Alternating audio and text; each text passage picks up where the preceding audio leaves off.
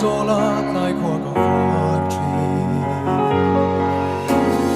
was a quikana na lengin sak mel dong lovi chik mit khan in sam reng tri ne tin lai ru kan in sam reng mai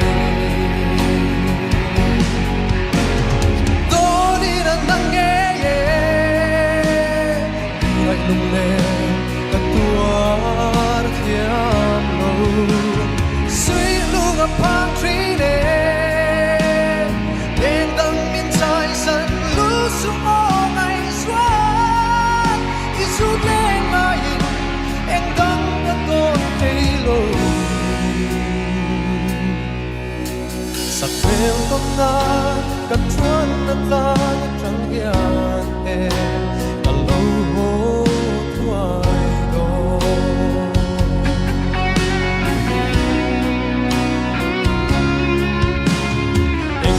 ngai về thật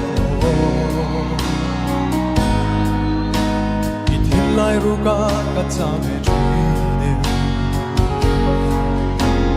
cây giống Nhaihzua thol yang in o ka wai reng si in ni re gi op thei mon si lo hin lai ru kan ni cha reng mai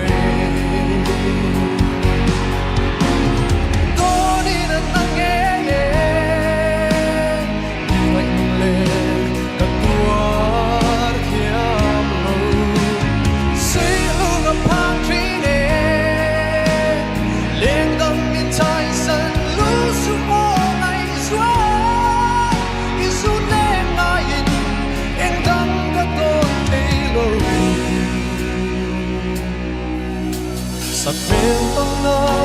cắt chuan na ta trăng hian e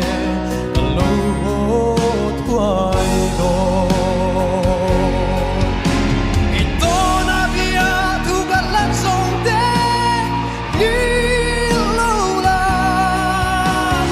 lên dan trăng mel mai lo fin min ga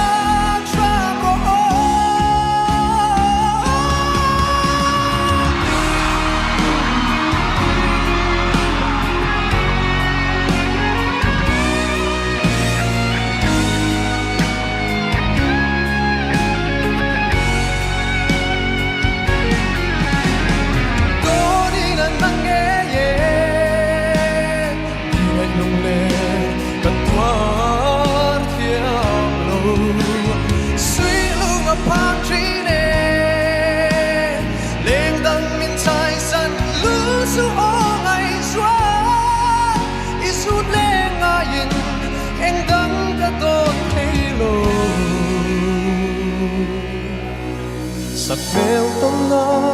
ka chuan na ta trăng hian e ka lo ho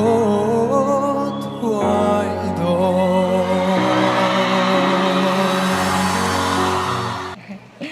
Hey Taitea fans group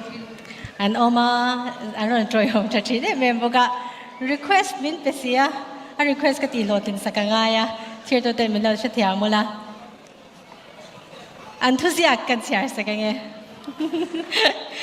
Lalsanglianna iming horop in rem dan ringot po hi a aya zene a chuang don bi kem ni kasian ni lo a fans group te sian kheng sang zela i bo ruak lian zel ro se abula tanga ato khengin du sak na kan hla na che ente mo tu ta na pholan nge ini kan le shelo chu wangin nula nem thin lung ti ke zongin kho sa su o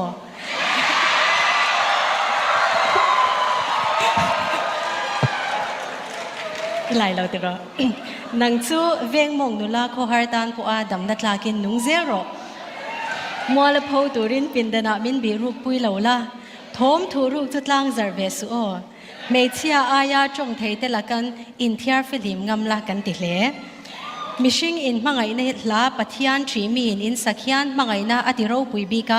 silfen man to le changka na thu lo ai nung changmoi kai phar tu ni fo zok ro o iming phel le lam chau po hian เจ้งจะรีสมนีมันเจ้าตัวเล็ดที่เสียละ